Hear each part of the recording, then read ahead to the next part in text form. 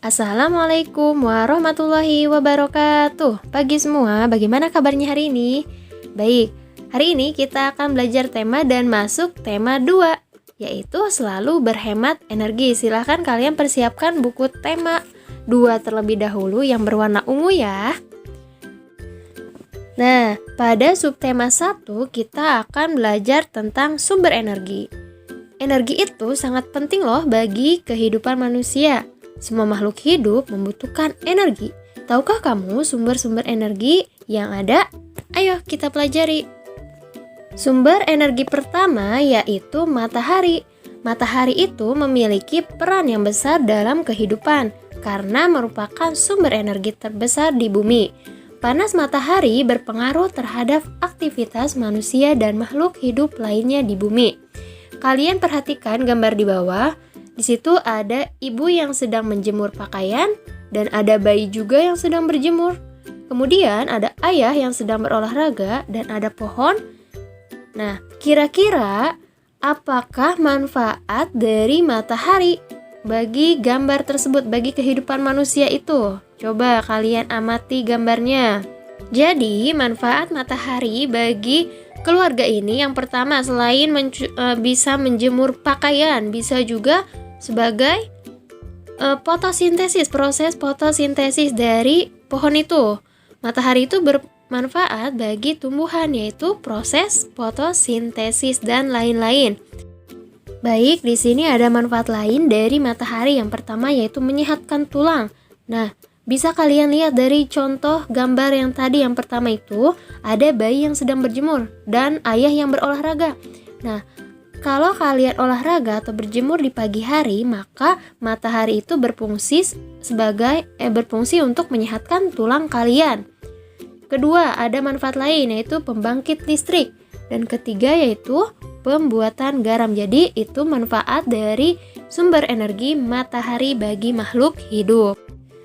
Jadi matahari itu sebagai sumber energi terbesar yang memancarkan panas dan cahayanya ke bumi. Cahaya matahari menerangi bumi sehingga kita dapat melihat semua makhluk hidup dan benda di siang hari. Panas matahari mengakibatkan adanya kehidupan di bumi. Jadi, matahari ini energi atau merupakan sumber energi yang sangat kita butuhkan di bumi ini atau di kehidupan makhluk hidup lainnya. Selain memiliki manfaat, matahari juga berperan bagi kehidupan di dunia. Yang pertama, matahari itu membuat terjadinya siang dan malam. Jadi kalau misalnya tidak ada matahari, kita tidak akan tahu mana siang dan juga mana malam. Kedua, matahari itu mengakibatkan terjadinya 4 musim di belahan bumi utara dan selatan, yaitu musim panas, musim gugur, musim dingin, dan musim semi.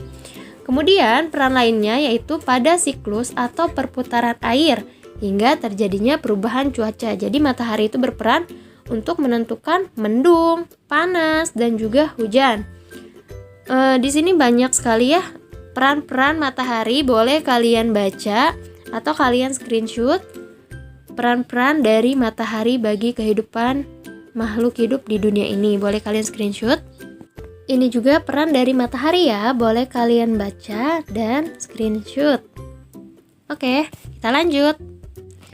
Bisa kalian baca di halaman 5 ada cerita tentang kisah Ali si biji energi. Nah, jadi pada bacaan ini menceritakan bahwa matahari itu merupakan sumber energi.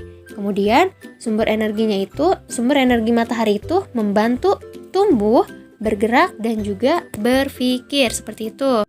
Jadi begitu banyak ya manfaat dari sumber energi matahari. Nah, sekarang coba kalian tuliskan macam-macam manfaat dari sumber energi matahari yang telah kalian pelajari.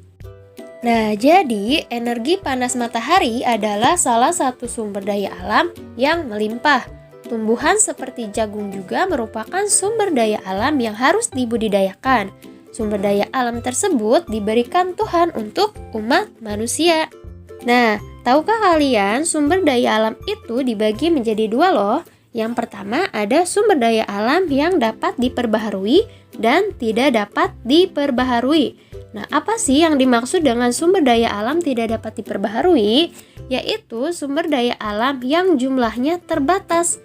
Jika habis, proses pembuatan kembalinya itu memerlukan waktu yang lama atau bahkan berjuta-juta tahun. Contohnya ada minyak bumi, ada emas, ada besi, dan lain-lain. Yang kedua yaitu sumber daya alam yang dapat diperbaharui, yaitu sumber daya alam yang jika habis dapat dibudidayakan lagi, jadi tidak memerlukan waktu lama untuk membudidayakannya.